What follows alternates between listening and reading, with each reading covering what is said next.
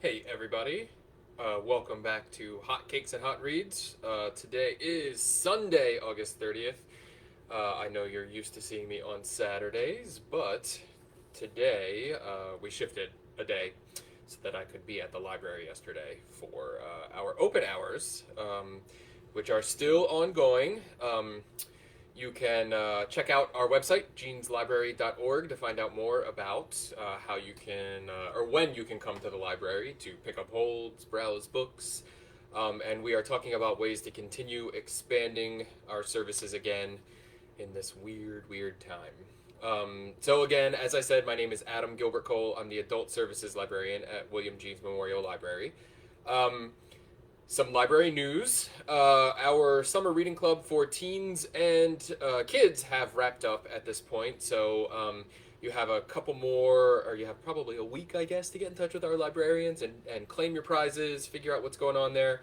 The adult summer reading club ends on Tuesday the 31st. So we'll announce our August prize winner then, and the grand prize winner at that time also. So get those last few books read, reviews in on the website, which is jeanslibrary.beanstack.org. It's been a pretty wild summer for us as we adapt to this to offering our services in a pandemic time. And so an all electronic summer reading club was an experiment, and it turned out pretty well, I think. So today we're going to talk about good books and good pancakes. Some of the books that I'm going to talk about are available in hard copy in our library. You can search for them at our library catalog, mclink.polarislibrary.com, or go to jeanslibrary.org and click on the little magnifying glass up in the top right corner. Others you'll be able to download from our downloadable ebook and audiobook collection that's offered through Overdrive. Overdrive has an app called Libby, which you can install on your tablets and your smartphones and search for books, download books, listen to books, read books, all inside the app. So if you have questions about that, again, visit our website, jeanslibrary.org, or give us a call, 610-828-0441 for more information about that. As we did last week, we're straying a little bit from true pancake territory again. We're making today's pancake recipe is a puffed apple pancake. It's a little closer to like a excuse me, a dessert than it is like a traditional morning hearty pancake. It has batter similar to that German puffed pancake that I made a couple months ago, but it has the sweetness of the apple baked into it, and we'll sprinkle a little powdered sugar over the top just to give it a little extra oomph. So here are our ingredients for today. Not surprisingly, for a puffed apple pancake, we have sliced very thinly apples. The recipe calls for Golden Delicious. I did not have Golden Delicious apples, and so I am using Gala apples. The recipe also calls for them to be peeled, but I really love apple peels, and so I left the peels on. We'll see how it turns out. So 12 ounces of that. I've got more than 12 ounces here just because I like apples. We'll see how it turns out.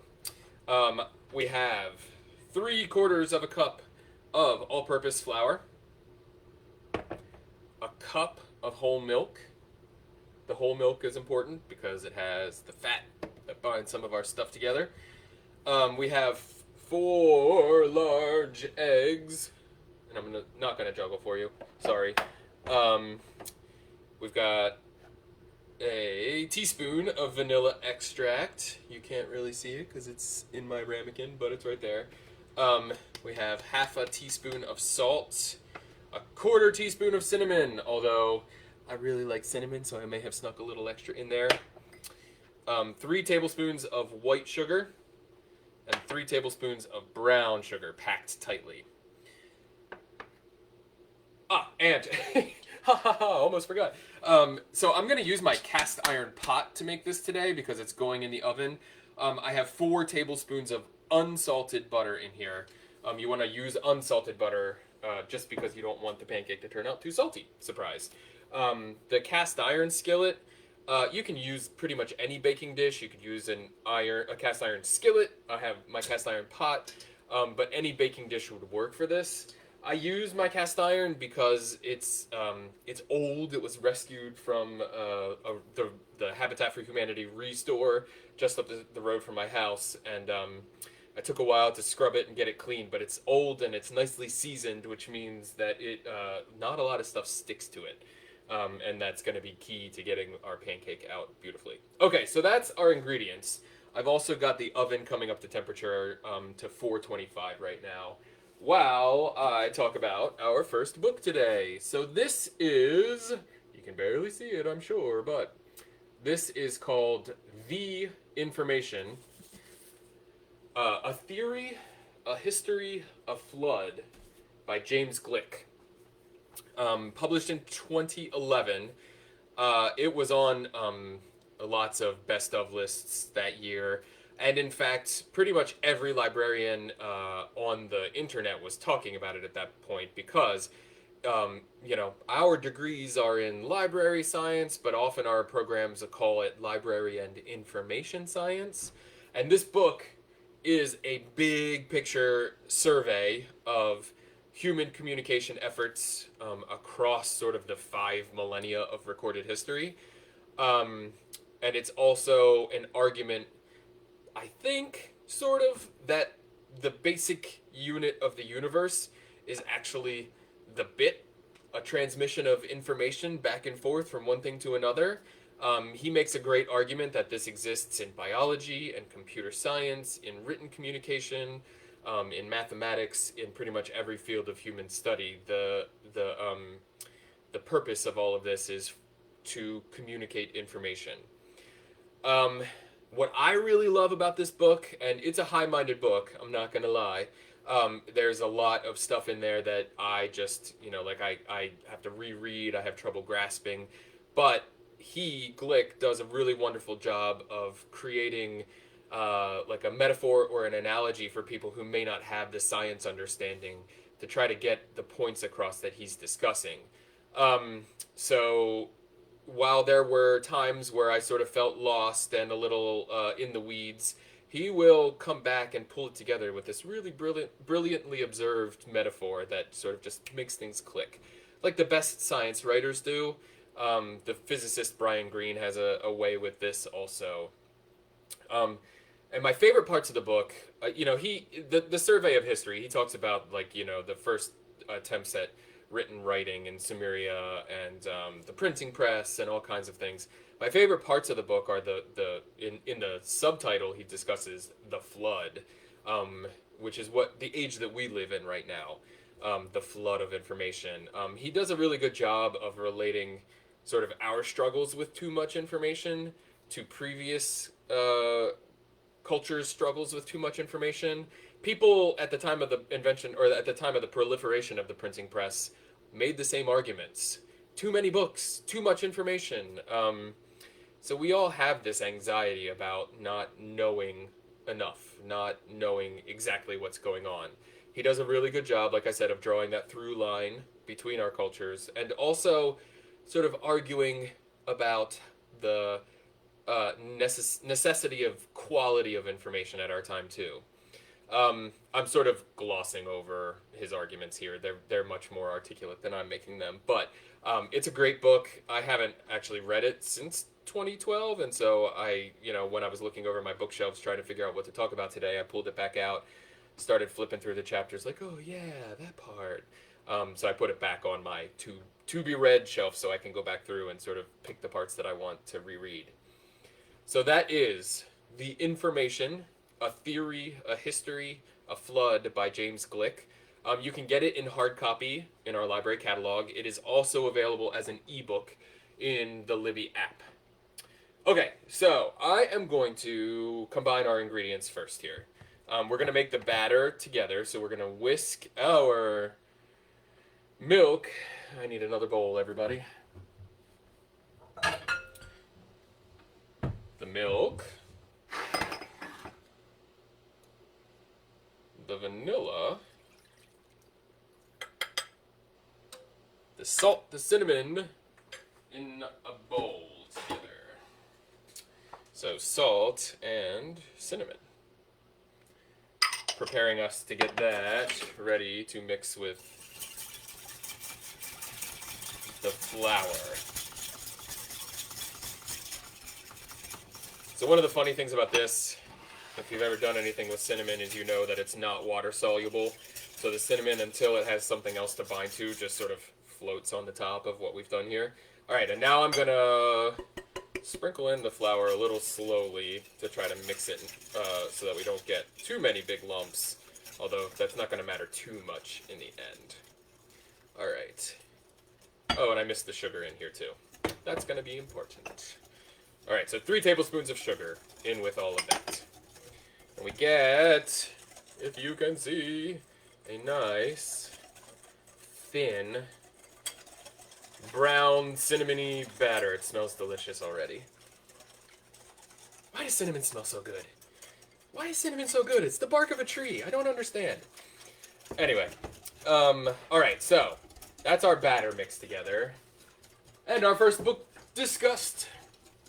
The next one I want to talk about is a classic of historical fiction, and maybe a little more than just historical fiction. The Name of the Rose by Umberto Eco. This one, like a lot of the books, the fiction that I talk about here, has been made into a movie.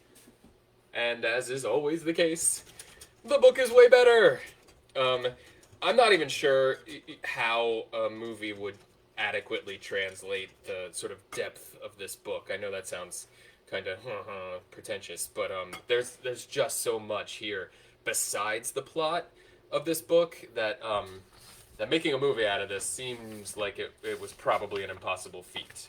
But this book is almost 40 years old now, and it's sort of the book that launched Eco into international fame. If you read synopses of the book, it's billed as a murder mystery set in a 14th century monastery, and the main character is kind of sort of investigating the deaths of 7 people at this monastery. So again, that people are going to bill the book as that, but really the mystery, the deaths of the people is so low in the layers of what's happening in this book that I would not dub it a murder mystery at all. At times, it's like a love letter to libraries and scholarship. Not just because so much of the story happens in the library of the monastery, which in the time and setting, one person has control of the library in a monastery. The lowly monks who do all the illustrations and stuff are not allowed into the library. It's a sort of forbidden place, full of this tantalizing knowledge. It gets imbued with this kind of spiritual longing throughout the story. But it's also a love letter to research, because of the pains that this book takes to create for itself this kind of mythos of being of the 14th century. Eco starts the book with a foreword that is trying to frame the story in a way where he's translating a manuscript that has been passed to him, which has been translated from a 14th century original. All of these are fictionalized things, but in this weird framing method, he's trying to make the book seem more authentic. I love this book. It's not for everybody, because there's a section where the main character is describing a door for 6 pages. But the pains that this author takes to build the character, to make it seated in the politics of and religion of the time, it's fantastic.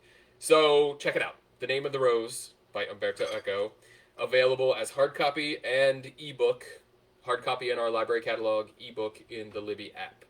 I have not listened to this one. A lot of these books that I talk about here, I've listened, so I don't know about the narrator for that one, but we're going to talk about a book later that I feel like you should absolutely do as an audiobook. We'll get there. Okay, so I'm going to stick my pot with the butter again, 4 tablespoons of unsalted butter into my preheated oven so that the butter melts. It's going to take just a few minutes for that to get hot, and then we're going to layer those apples in there to bake. While that's happening, I'm going to move on to our next collection of books to talk about. I realized when I was getting ready for today, we've talked some about like young adult literature, and we're gonna have a YA book later. We haven't done it like kids books really, and so I have 2 boys who thankfully love to read. And love to read a lot of different things. So I'm going to talk about some books that have captured their attention lately. They're actually graphic novels, but there's a series called Cucumber Quest by Gigi DC. Or Gigi DG, I'm sorry, Gigi DG. Started, I believe, as often they do these days, as a webcomic, and you can find these things on her website, which is gigdigi.com, Gigigi.com. Cucumber Quest, books 1, 2, and 3. There's also a book 4. They're still being published on her website. I think it's important, even if an adult doesn't have kids in their lives, to sometimes dip back into kids' literature, kids' books now and again. I don't know. I love going back and rereading the things I read as a kid to see, if the stuff that they are adorable, Sarah. To see if the stuff that I loved as a kid is like still quality, or if I had those rose-colored glasses that kids have. But these books are great for kids, and I think they're pretty good for adults too. They're really, really silly, just like adorably silly. The artwork itself is like crisp and beautiful. She has a way with expression that not a ton of artists have. So the story centers on a family of rabbits, a family of anthropomorphic rabbits. The 2 kids, Cucumber and Almond, are swept into this big world-saving quest by their father, Lord Cabbage, and this magic dream oracle, who is a fairy-like creature. And as the story goes on, she gets sort of more and more disastrously hapless. It's really funny. She doesn't really seem to care too much about her job, but is like the instigating factor, and so she's always dipping in and out of the story in really funny ways. There's a trio of villains named Sir Tomato, Dame Lettuce, and Sir Bacon, the BLT team. And it's just really funny. It's self-referential. It has that really bizarre sense of irony about epic quests and heroic deeds and things like that.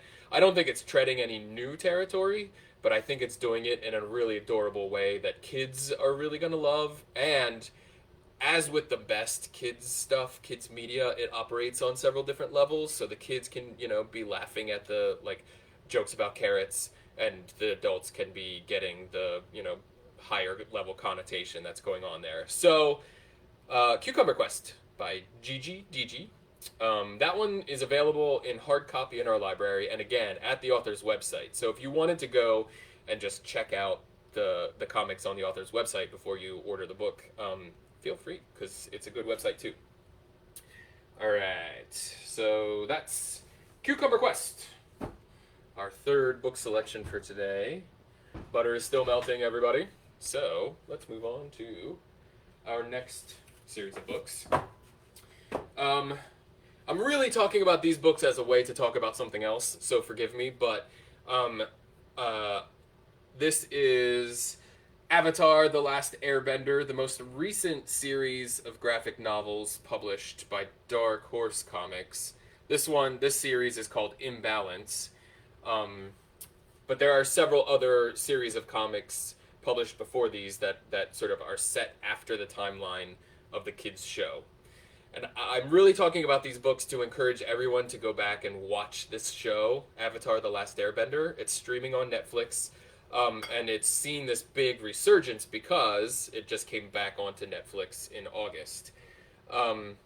Again, like Cucumber Quest, this series, the book series, the TV series, is aimed at kids, but functions on levels, like well above what we can always expect kids to be interpreting or seeing. The series itself like is beautifully heart on its sleeve. It's just like pumping with love for its characters and the world, and you can watch these kids, this band of kids, sort of their friendships develop and bloom. They're on the cusp of teenagehood. Some of them are into their teenage years, and so there are love stories that are trickling in and out. All while these kids are seeking to save the world from selfish people. It's a sort of argument against fascism, against the idea that one person knows what's best for the world. And it starts as this like that epic headbutting quest between two sides, and then you get a greater depth to the story through the 3 seasons of the show.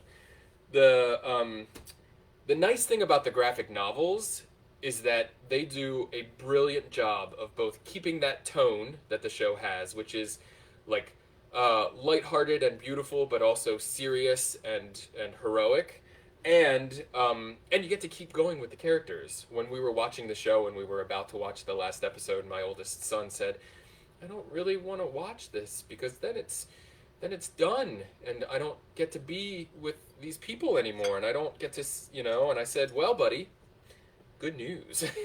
So we got the graphic novels out of the library, and we've gone back and watched a couple of our favorite episodes again already. So, Avatar: The Last Airbender, any of the graphic novel series, we have lots of them in the library catalog, or check out the show itself.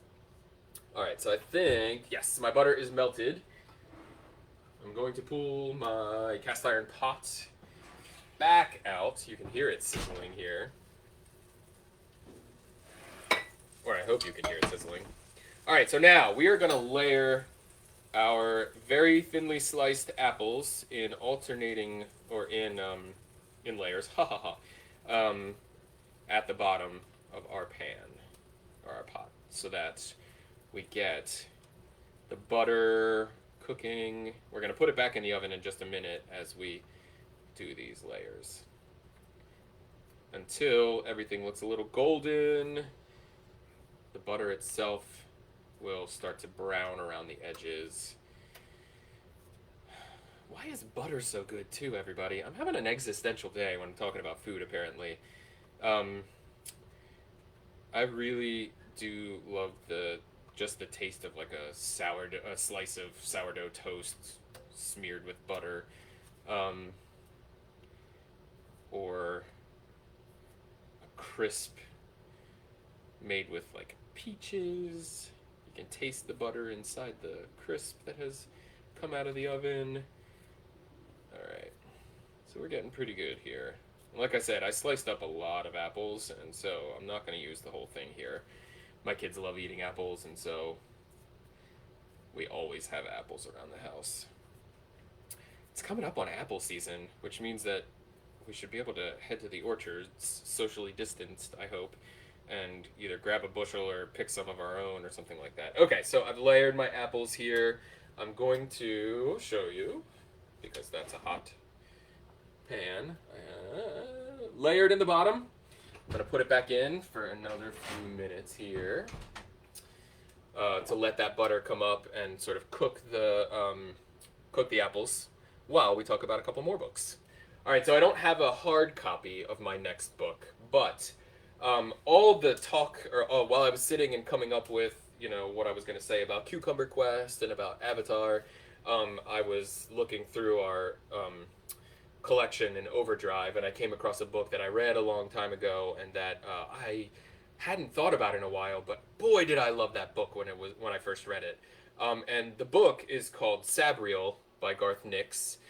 It's a pretty famous book in young adult circles, young adult literary circles, but it's also an epic quest. This one's centering around a girl named Sabriel who is just coming to the end of her time at a Wizards Institute. So many of these young adult books are centered around school, because kids, have their experience with school. Anyway, she's coming to the end of her time at Wyverley University, and she is trying to get a hold of her dad to sort of get an idea of what she should be doing next. Um, but her dad is a very famous wizard called the Abhorsen, and he is a special kind of wizard that works in a kind of forbidden form of magic, but in a way that makes him okay.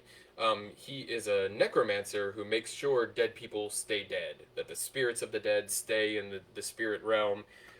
Only he's missing. She can't find him. And so the book is her quest to locate her dad, figure out what happened to him, which of his enemies may have done, may have disappeared him. Um, this is the book that I was talking about earlier when I said you should get this one in audiobook because Tim Curry reads the audiobook and it is fantastic. It's Tim Curry, first of all. It's Tim Curry. But he does such a wonderful job of all of the voices and his narration style. I mean, you can imagine having Tim Curry read a story to you is lovely, but you should get the audiobook version of Sabriel. Again, I don't know that Sabriel is treading any new territory. The things I love about Sabriel is the main character and the way that Garth Nix treats the main character. Um, Nothing is made of the fact that this is a teenage girl in this world navigating all of these things, which is amazing for so many reasons. Like it's just treated as normal. Like this is a teenage girl going out and saving the world, and it's treated as normal. He also Garth Nix just has like a sort of flair with words that the best writers have. I think he really hit it out of the park for me with this one. There are several other books after this one. In fact, I think it's up to like 5 books in the series. When I first read it, there were only 3. And the first one they center around Sabriel, but they're really just lovely books. I feel like everybody should give them a shot. Okay, so Sabriel by Garth Nix. You can find those books in hard copy in the library catalog. Sabriel itself is available as an ebook in Overdrive, and the audiobook version is in our catalog. You can get it on CD. I would bet that somebody has it on Playaway, the digital media MP3 players. I think I probably actually bought the audiobook version in Audible so that I could hear it when I heard that Tim Curry did the narration. All right. Oh, hey, you know what I forgot to do when I put those apples in? I'm supposed to sprinkle them with the brown sugar. So let's pull those back out and have a look. Because that brown sugar is supposed to mix with the butter and the juices in the apple and help cook it down a little bit. So sprinkle, sprinkle. All right.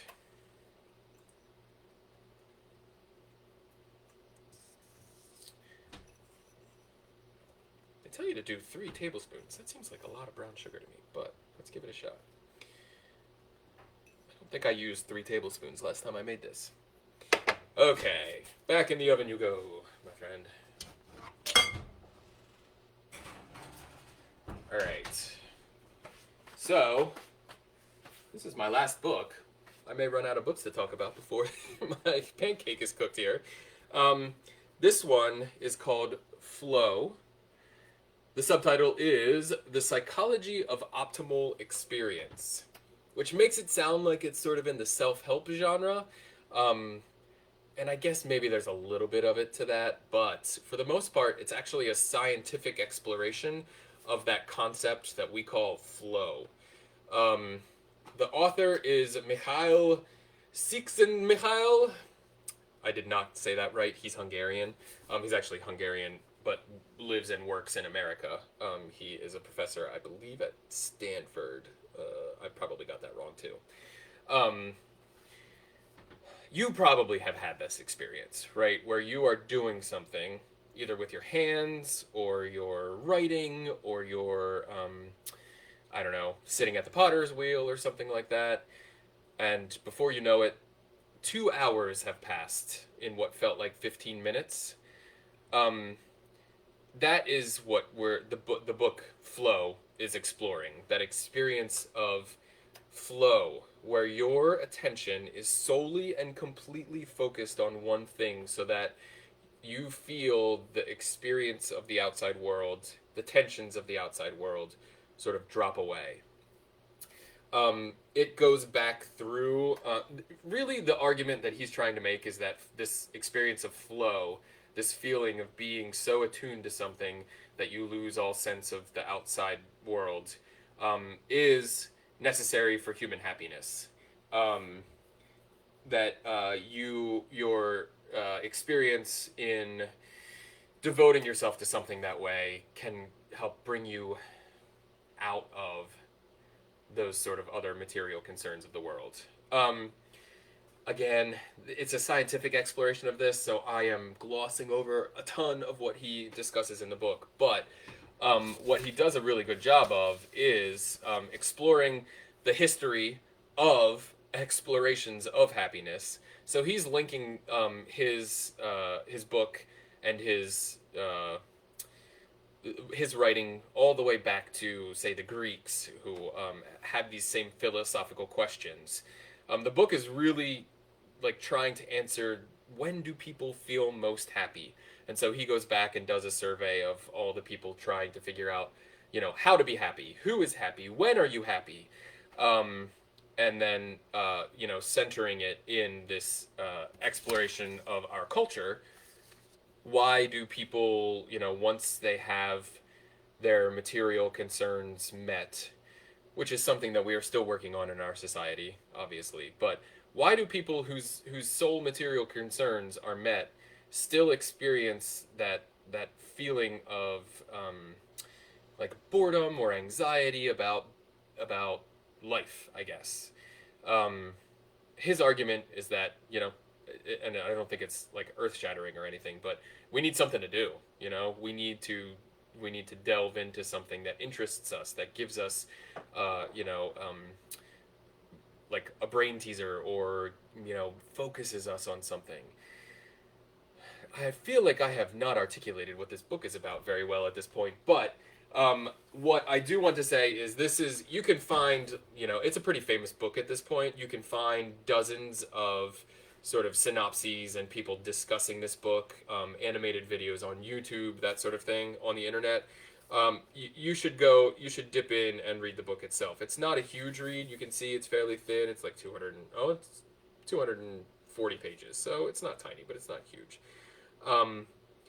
But it's really dense, and it may be something that helps you at this time when lots of us are not feeling the optimal experience, the optimal happiness, the optimal flow. Maybe just thinking and looking back at where we are, where we came from, can help. So that is Flow, the psychology of optimal experience. All right, so let's see what's going on with our apples here. Yep, all right, perfect. They are sizzling again. You can hear the butter cooking down with the sugar here at this point. Now, we add our batter. I'm going to stir it up again because it's still a little bit clumpy.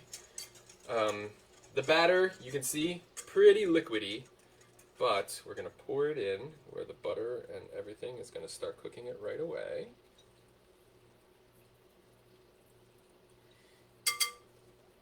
I need my rubber scraper. Alright. So what happens now is I stick it back in the oven and it cooks for quite a while. Another 20 minutes. So what I'm going to do is I'm going to take a picture of the final product, everybody, because I'm not going to keep you on the horn here for another 20 minutes while we wait for this to bake. I'll post the final product, like I said, I'll take a picture of the final product and I'll post it on the Facebook event page here and on our website, jeanslibrary.org. You can find a direct link to the event at jeanslibrary.org/events, which is also where you'll be able to find all of our upcoming events. The September events will be finalized Boy, it's nearly September, everybody, so they should be up on the calendar probably now. Take a look and see. I will also post a link to the recipe I used for today in the Facebook page for the event, and on our website, and direct links to our catalog and our downloadable books catalog for all the books that we discussed today. If you have any other great books you'd like to suggest, dear viewers, leave them in the replies to the event here on the Facebook page, or email them to me, acole, at miclink.org, and I'll add them to a list. I am currently looking for books to add to our adult book club list. We're going to be voting on them online so that we can continue our book club discussions in the coming months. So especially if you have suggestions for our book club, please send them my way. This has been Hotcakes and Hot Reads. Thanks, as always, to William Jean's Library patron, John Lewis. Hey, John! For the suggestion for the program. Next time, in 2 weeks, on Sunday, I don't know the exact date. I should probably know that off the top of my head. But Sunday the 13th. Sunday the 13th. That's what I was going to say.